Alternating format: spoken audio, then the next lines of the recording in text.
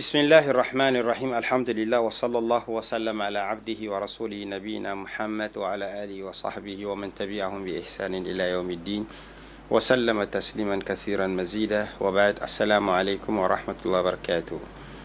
Louange à Allah, Seigneur des mondes, Créateur de tous les univers, que la paix et les bénédictions soient sur le noble des messagers, notre prophète Mohammed, sur sa famille, sur tous ses compagnons, de même pour tous les prédécesseurs pieux et nous autres croyants qui mèneront le chemin de la droiture jusqu'à la fin des temps. Suite à quoi, par la grâce d'Allah, nous nous retrouvons pour cette quatrième assise dans l'enseignement du document Al-Manzouma Al-Bayqouniya, Al-Manzouma Al-Bayqouniya. Ce petit document dans le domaine de la science des hadiths, avec les 34 vers de poésie, comme on l'a récité lors de la troisième assise, on l'a lu dans le document Abda'u bilhamdi musalliyan ala Muhammadin khayri nabiyyin ursila wa dhi min aqsami al-hadith idda wa kullu wahidin ata wa hadda awwaluha as-sahih wa huwa mattasal isnaduhu wa lam yushadza aw yu'al ولم يشذ أو يعل يرويه عدل ضابط عن مثله معتمد في ضبطه ونقله والحسن المعروف طرقا وقد رجاله لا كالصحيح اشتهرت jusqu'à la fin وقد أتت كالجوهر المكنون سميتها منظومة البيقوني. Et il a bien précisé qu'il y a 34 vers de poésie dans le document. La dernière assise, nous avons commencé dans l'explication du document. Son explication, les deux premiers vers, Abda'u bilhamdi musalliyan ala Muhammadin khayri nabiyyin ursila wa dhi min aqsami al-hadisi idda wa kullu wahidin ata wa hadda. Il a commencé, il a débuté par la louange à Allah et le salut sur le prophète Muhammad sallallahu alayhi wa sallam. Et ensuite, il a dit que ce petit récit, ce document est un petit récit qui parle du domaine des hadiths. Min aqsam al-hadith. Il va nous parler des différentes catégories et sortes de hadiths. Dans ces domaines des hadiths, et chaque sorte ou chaque catégorie a une définition, a une limite. Min aqsam al-hadith idda wa kullu wahidin ata wa hadda. Et il va amener chacune de ces catégories suivantes. Pas à pas, chacun à son tour, Inch'Allah. Donc aujourd'hui nous allons débuter avec النوع الأول الحديث الصحيح. النوع الأول الحديث الصحيح. الحديث الصحيح. Et ça c'est la première catégorie, c'est qu'on appelle le hadith sahih, le hadith authentique. Et le hadith qu'on est obligé de le mettre en pratique à l'origine, c'est ce qu'on appelle le hadith sahih. Lorsqu'on dit qu'un hadith est sahih, lorsqu'on dit qu'un hadith est authentique, à nous maintenant de comprendre ce que ça veut dire et quelles sont les conditions. Cette manière et cette façon de gérer le document, il a commencé par al-hadith sahih, ainsi de suite. La méthodologie, elle est ancienne. Lorsque nous voyons l'historique des écrits sur la science des hadiths, même si beaucoup de savants disent que le premier a écrit, le premier a rédigé un document sur la connaissance des hadiths, c'est Ar-Ramu Hurmuzi. Son document bien connu appelé Al-Muhaddis al-Fasil bayna al-Rawi wal-Wa'i. Seulement avec le temps il y a eu des évolutions. Le temps de Al-Khatib al-Baghdadi, les Hakim bien avant, ainsi de suite, jusqu'à l'époque de Abu Amr ibn Salah. Abu Amr ibn Salah, l'auteur du document appelé Ma'rifatu Ulum al-Hadith, ou bien Muqaddimatu Ulum al-Hadith, ou bien Ulum al-Hadith. Il a révolutionné. Il a amené une pédagogie et une manière à suivre dont il a débuté toujours par le hadith sahih, suivi du hadith al-Hassan et suivi de tous les différentes catégories de hadiths da'if. Et c'est cette méthodologie que tout le monde suit jusqu'à nos jours. Et surtout, Abu Amr ibn Salah, son document appelé Ma'rifatu Ulum al-Hadith, c'est le document repère aujourd'hui dans le domaine de la science des hadiths, comme Ibn Hajar l'a si bien mentionné dans son sharh de son document Nukhbat al-Fikr, dans le sharh, son commentaire et son explication de lui-même toujours appelé Nuzhatun Nazar fi sharh Nukhbat al-Fikr, Nuzha, c'est qu'on appelle un Nuzha, Nuzhatun Nazar bi sharh Nukhbat al-Fikr. Il a mentionné dans le préambule, dans l'introduction, où il a dit à partir de Abu Amr, tout le monde, tous les savants se sont cramponnés sur son document. Tu ne peux pas compter tu ne peux pas compter combien sont venus expliquer le document. D'autres ont résumé le document, d'autres ont ce qu'on appelle istidrak, mustadrakin, c'est-à-dire ils ont amené ce qui a échappé à Abu Amr, d'autres ont corrigé avec les nukat, et d'autres ont plutôt ramené tout cela même en poésie. Pour mieux faciliter, ils ont essayé de ramener tout le document de Abu Amr ibn Salah en poésie, comme le Alfiyat al-Iraqi et après le Alfiyat al-Suyuti. Il y a eu beaucoup d'autres Alfiyat sur le ilm al-Hadith. Précisément, les plus répandus, c'est les deux. Le premier, c'est Alfiyat al-Iraqi. Lui aussi, il a précisé, il a dit la khastu fi habna salahi ajma'a wa zidtuhu ilman tarahu mawdi'a. La khastu fi habna salahi ajma'a. Il dit, j'ai résumé tout le document de Ibn Salah. Même si j'ai ajouté un peu quelque chose, tu verras dans son endroit là où il se trouve. Et après, dans le Alfiyat al-Suyuti aussi, Imam al-Suyuti, il a suivi les mêmes façons de faire, la même pédagogie comme al-Iraqi. Al-Muhim, ici je vais nous transmettre ces points-ci qui veut dire que la grande partie jusqu'à nos jours, la documentation, l'écrit, l'enseignement, la méthodologie à suivre, c'est celle que Abu Amr ibn Salah a mis sur place, qui consistait à débuter toujours à parler du hadith sahih, que les hadiths sont ce qui consiste à dire que le hadith est divisé en trois grands parties, ou bien le hadith, il y en a trois sortes de hadiths. Le hadith, lorsque nous l'avons devant nous, ça se retrouve dans l'une des trois, le sahih, le hasan et le da'if. Ça, c'est à partir d'Ibn Salah qu'on a détaillé cela et on a déterminé et resté sur ces suivis jusqu'à nos jours. Dans le sahih, le hasan et le da'if. Le sahih, c'est deux catégories. Le hasan, c'est deux catégories. Et le da'if, c'est beaucoup de différentes catégories dedans. Mais on a quand même les trois grandes séries, si on peut dire ainsi, ou bien les trois grandes sortes d'un hadith rapporté du prophète Mohammed sallallahu alayhi wa sallam. C'est pourquoi il commence ici avec le sahih.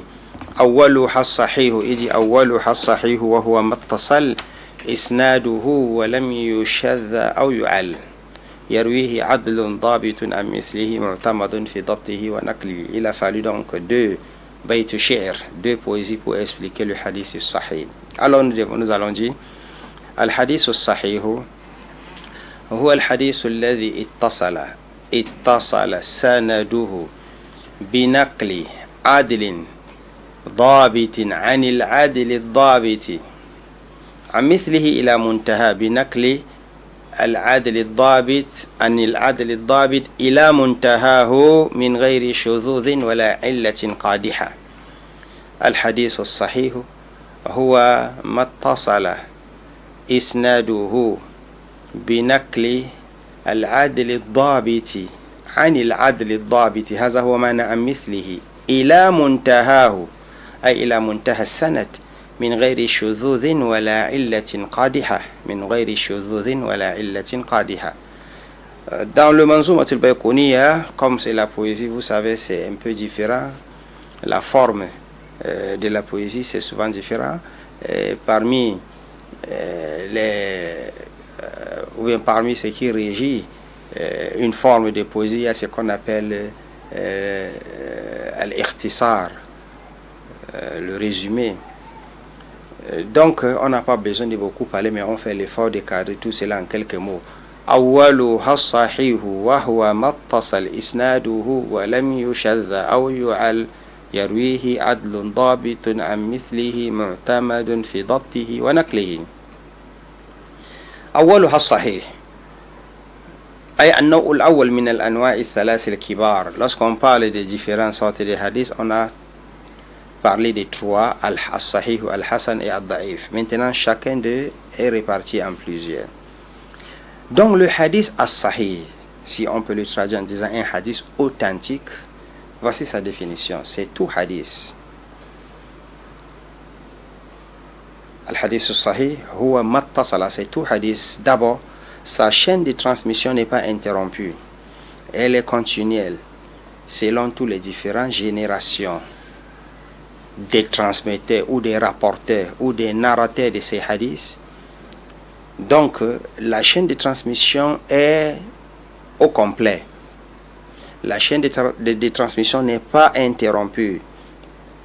Ittasala sanaduhu. As-sanad al-isnad. Al-isnad al-muttasil. Ittisal al-sanad. Ça, c'est la première condition. Pour qu'on ait un hadith authentique, il faut 5 conditions. Pour qu'on ait un hadith authentique, on a 5 conditions. Premièrement, ittisal al-sanad. C'est une chaîne de transmission non interrompue, continuelle. Une chaîne de transmission du début jusqu'à la fin sans interruption. Ittisal al-sanad. Mattasala isnaduhu. Deuxième condition, c'est ce qu'on appelle adalatul rawi. Adawatu al-rawi, al-adala, adlun. Une forme de normalisation au niveau du transmetteur, parce qu'il existe une caractéristique régie par ces savants-là pour qu'on accepte un narrateur. Donc ce narrateur-là, il doit être adlun, ce qu'on a dit adalatul rawi, adlun. Kalimatul adlu, le mot adlu ne peut être défini ici que par les savants du domaine, selon le domaine qui est le domaine de la science des hadiths. On ne peut pas prendre une tradition linguistique. On dit quelqu'un juste. Adlun, al-adala, la justice, juste. Non, ça ne suffit pas. Fal-adalatu, awil adlu. D'abord, le adlu, selon les savants des hadiths, huwa al-muslimu al-aqilu. Al-adlu huwa al-muslimu al-aqilu. As-salimu min al-fisqi wa khawarim al-muru'a. As-salimu min al-fisqi wa khawarim al-muru'a. C'est ce qu'on appelle al-adlu. Adalatul rawi. Donc, le transmetteur, le narrateur du hadith, comme deuxième condition, il doit être adlun. Et le adlun ici, c'est d'abord musulman, être musulman. Al-adlu, être musulman. Al-aqilu, il a toutes ses facultés normales. Il n'a pas perdu de sens, il n'a pas perdu de facultés, il est au complet. Parce qu'on peut être même grand avec l'âge et on oublie et on n'a pas sa conscience et on n'a pas. Donc il doit être un musulman plein, complet dans tous ses sens, c'est-à-dire qu'il n'est pas fou, ou bien il n'est pas grand en train d'oublier des choses, ou bien il n'est pas trop petit, ou il ne fait pas la différence, la distinction entre le bon et le mauvais. Al-adlu huwa al-muslimu al-aqil, c'est le musulman donc qui est conscient, qui a toute sa faculté mentale. Al-muslimu al-aqilu. Remarquez qu'on ne dit pas balik, on ne dit pas pubère, non, parce que même s'il est petit, avant l'âge de la puberté, il n'y a pas de problème, il peut transmettre et on peut accorder et accepter son hadith. Mais ici, on parle plutôt de aqlan, muslimun aqilun. As-salimu min al-fisq, ces croyants-là, ces musulmans-là, qui a tous ses facultés mentales, il doit être une personne correcte dans le comportement. As-salimu min al-fisq, on ne lui retrouve pas dans les péchés, ouvertement. Entre lui et son Seigneur, on ne connaît pas. Mais on ne lui trouve pas dans le fisc. Le fisco, le mot fisc ici, tout ce qui est transgression, fasikun, par exemple, quelqu'un qui boit de l'alcool, un menteur reconnu, ça fait partie du fisco. Quelqu'un qui vole, ça fait partie du fisco. Quelqu'un qui mange le haram, quelqu'un qui prend les dettes, il ne rembourse pas, il mange le halal, c'est dans le vol. Ainsi de suite, tous les péchés reconnus dans la religion perdue et reconnus, ces musulmans-là transmettaient des hadiths, narraient des hadiths, et il doit être très loin de tous ces défauts-là. C'est pourquoi on parle d'une norme bien précise concernant le narrateur. Et les détails ici, ça vient dans ce qu'on appelle ilmul jarhi wa ta'dil. Ilmul jarhi wa ta'dil, toujours dans le domaine du hadith, et c'est plus profond. Les détails, c'est à ce niveau qu'ils vont parler, mais ici, nous parlons dans un sens général.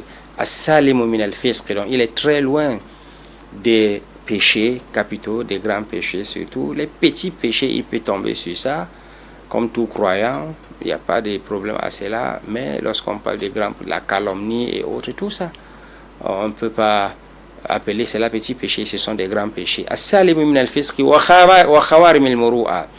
Au-delà même des péchés, il doit être aussi très loin des mauvais comportements. Ici, on parle des mœurs.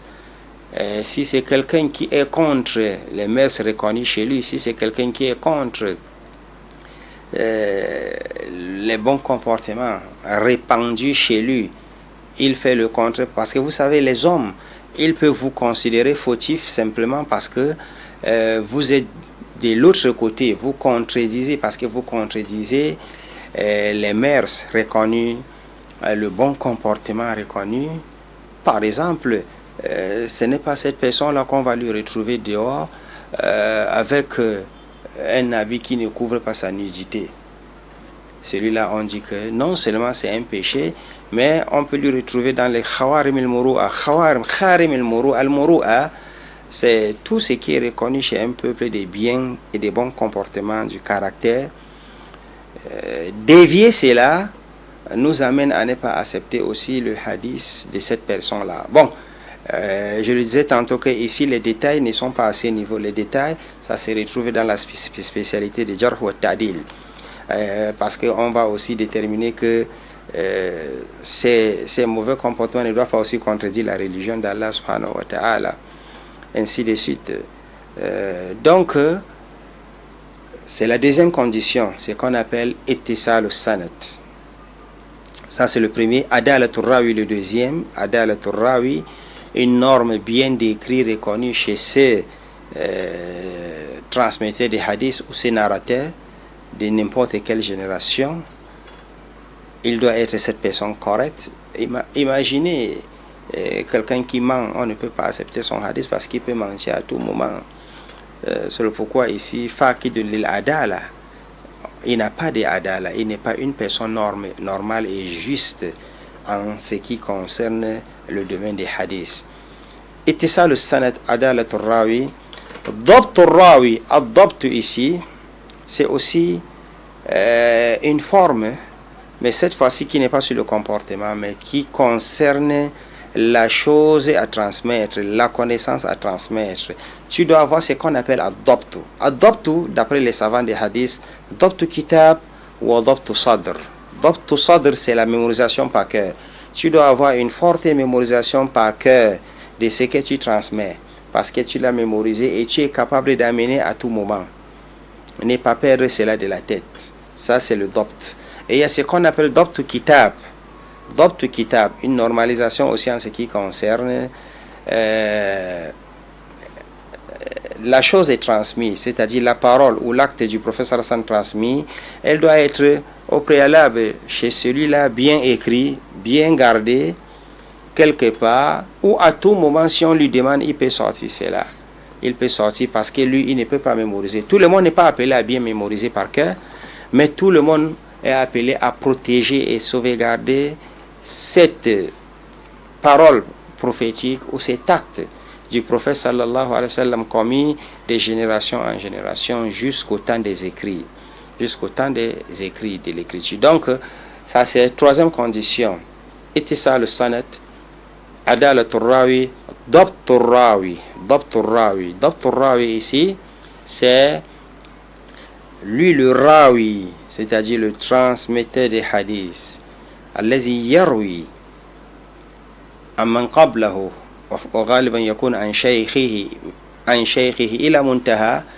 Dans lui, celui qui narre ces hadiths et qui l'a pris du haut et qui continue jusqu'au prophète sallallahu alayhi wa sallam, il doit être cette personne-là qui a une bonne mémorisation dans la mémoire, ou bien quelqu'un qui est aussi très bien dans la sauvegarde au niveau de son document. À tout moment, si on demande cela, il ne doit pas s'amuser avec. Si on vient, on trouve peut-être que son document qu'il a l'habitude de nous transmettre, les hadiths, d'enseigner les hadiths du prophète sallallahu alayhi wa sallam, est déchiré, sont brûlés et il n'a pas mémorisé par cœur. Là, ça met les doutes. Donc, il faut savoir comment les protéger. C'est pourquoi on parle de dabtu kitab ou dabtu sadr. Dabtu kitab ou dabtu sadr. C'est ce qu'on appelle dabtu rawi. Quatrième condition, adamu shuduz. Adamu shuduz. Adamu shuduz. Aïe, Allah yakuna hadha rawi فيما يرويه يكون مخالفا لغيره في العدد أو في الصدق وقوة العدالة. نعم. Donc ici ça concerne toujours le rapporteur, mais cette fois-ci ce qu'il a rapporté, lui c'est une bonne personne, il y a tous les normes sur lui, mais seulement il y a ce qu'on appelle la contradiction. Il contredit les autres mieux que lui. Dans ce qu'il rapporte, il contredit ceux qui sont mieux que lui. Ou il contredit, même si c'est une seule personne qui est mieux que lui. Ou il contredit plusieurs personnes qui sont comme lui. Une personne avec toutes les bonnes normes qu'on en a besoin, mais dans ce qu'il rapporte, il contredit son semblable, ils sont 8, 5, 4. Automatiquement, on peut dire que sa version a un problème. Donc le hadith est rejeté à cause de la contradiction. Même si la personne est bonne, même si la personne est normale, même si la personne respecte, il est loin des défauts qu'on n'en a pas besoin au niveau des rapporteurs. Mais pourtant, لأن الشذوذ هي مخالفة الراوي لمن هو أوثق منه أو لرواية الأوثق منه أو مخالفة الراوي لجمع من الثقات. C'est lorsque quelqu'un nous rapporte un hadith du prophète dans une génération, parmi les générations de la chaîne de transmission, et on constate que lui, avec les gens de sa génération, ils ont rapporté le même hadith que lui, mais il est contredit dans le sens, il est contredit. Il y en a beaucoup d'exemples, c'est pourquoi en réalité cette science est une science pratique. On a besoin d'entrer dans la documentation des hadiths pour expliquer, pour prendre des exemples, traiter les chaînes de transmission et autres pour mieux comprendre ce qui s'est dit. Dans le cas contraire, on essaye de rapprocher le sens. On aura besoin de prendre des exemples avec des hadiths. Donc, ça c'est quatrième parmi les conditions. Shuzuz, adamu shuzuz. Cinquième condition pour accepter un hadith étant authentique, cinquième condition, c'est adamul illa. Adamul illa. Al-illa, lorsqu'on veut parler du côté littéraire, le mot illa, ça veut dire marat. قالوا كيف أنت قلت عليل سهر دائم وليل طويل عليل أي مريض. العلة هي المرض. Donc al-illa ici c'est la maladie, mais en ce qui concerne le sens même du hadith, adamul illa c'est comme cinquième condition, adamul illa til qadiha, on ne doit pas retrouver dans ces hadiths des défauts. On ne doit pas retrouver des défauts sous forme de maladie, des défauts clairs, des défauts visibles chez les connaisseurs des hadiths bien sûr, des défauts clairs. Donc à partir de ces défauts-là, on peut juger aussi que le hadith n'est pas authentique. En bref, donc ici, voici les 5 conditions qu'on retrouve sur un hadith authentique, si l'une de ces conditions est touchée, le hadith tombe. Et en ce moment, il devient non authentique. Et exactement, c'est à partir de ces 5 conditions qu'on va détailler tout le reste des hadiths faibles ou bien des hadiths non authentiques rejetés, ainsi de suite. أولها الصحيح وهو ما اتصل إسناده ولم يشذ أو يعل يرويه عبد عن مثله معتمد في ضبطه ونقله.